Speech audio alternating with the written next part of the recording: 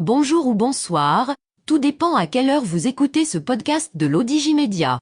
Notre chroniqueur invité, Omar Dabi, partage son avis et ses réflexions dans un article qu'il a intitulé « Afrique Paris Abu Dhabi, la recolonisation 2.0 en cours ». Alors écoutons-le dans ce podcast. L'auteur commence son article ainsi. La tournée du président français Emmanuel Macron dans certains pays africains est révélatrice à plusieurs égards de ce qui se fait et ce qui se trame contre le continent africain. Il suffit à ce titre d'analyser une expression contenue dans une déclaration qu'il a faite lors de sa visite en République démocratique du Congo, pour saisir la perception que les pays dits puissants ont aujourd'hui du continent africain. L'auteur poursuit son article en citant ainsi. L'Afrique est un théâtre de compétition. Il faut qu'elle se fasse dans un cadre loyal, A-t-il dit avant de préciser. Nous avons notre place à jouer, ni plus ni moins. Emmanuel Macron se dénonce volontairement en envoyant un message clair à tous les autres pays qui jouent sur la place africaine et qu'il considère comme des concurrents en leur exigeant deux choses, jouer loyalement et respecter le droit de la France à avoir sa part.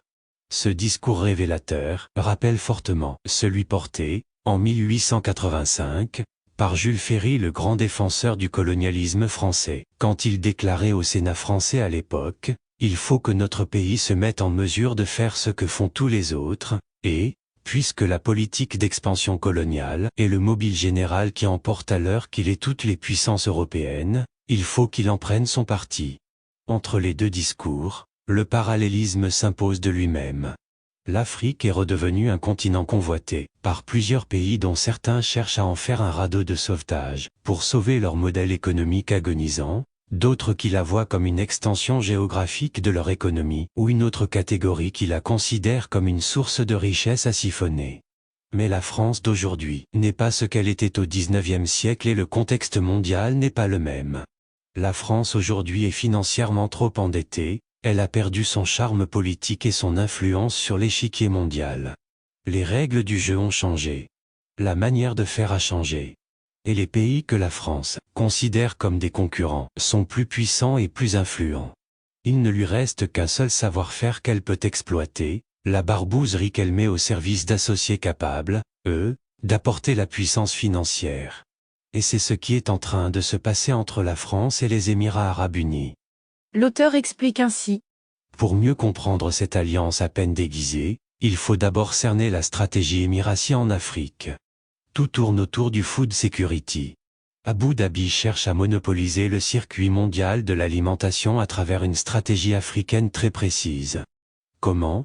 De manière résumée, on peut dire qu'il s'agit d'un plan d'action basé sur trois axes complémentaires. 1. Créer et monopoliser les plus grands ports du continent, de l'Est comme de l'Ouest, à travers DP World qui est une gigantesque entreprise de gestion des ports à l'international.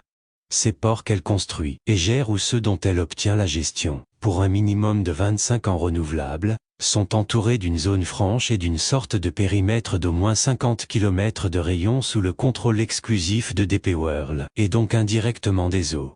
L'exemple du port de Dayan au Sénégal est très significatif à cet égard.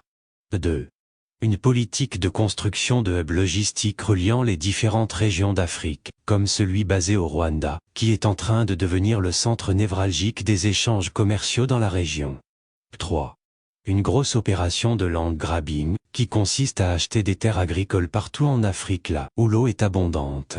De l'Est à l'Ouest, les Émiratis disposent déjà de plus d'1 200 000 hectares à travers la société Al-Dara Agriculture dirigée par Hamdan Ben Zayed Al Nahyan. Omar Dabi précise ainsi. La politique émiratie en Afrique consiste à monopoliser la production, la transformation et la commercialisation internationale des produits alimentaires à travers un schéma matriciel couvrant la production et la logistique.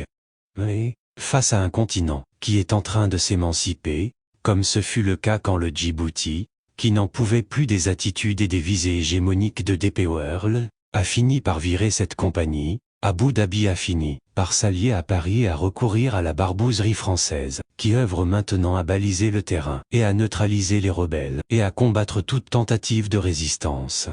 Et pour ce faire, tous les coups sont permis de la déstabilisation, à la fragilisation en passant par le putschisme et le soutien de groupuscules armés. Pour conclure, l'auteur résume son article ainsi. C'est dans ce cadre que l'on peut comprendre ce qui se passe, aujourd'hui, entre la France et le Maroc dont le roi est porteur d'une vision et d'une stratégique émancipatrice de l'Afrique et la résistance du Maroc a cédé sur les deux fronts du port de Dakhla et des engrais suite à la détection de certaines manœuvres concernant les fertilisants profitant un partenariat reliant Al-Dara et l'OCP et qui fera l'objet d'un autre article. Rédigé par Omar Dabi, élu par l'intelligence artificielle de l'ODJ Media. Merci d'avoir écouté ce podcast de l'ODJ Media, ce bouquet de supports numériques, portail, magazine mensuel connecté, web radio et web TV. N'oubliez pas de télécharger notre application l'ODJ Mobile sur Play Store et de vous abonner à notre chaîne YouTube l'ODJ TV. Vous pouvez, aussi, nous suivre sur nos réseaux sociaux, Instagram, Facebook, TikTok, LinkedIn et Twitter. Ou encore, vous inscrire sur notre newsletter quotidienne à partir du portail lodj.ma. Alors, on se dit au prochain podcast de nos chroniqueurs invités. Et à très bientôt, si et seulement si vous le voulez bien.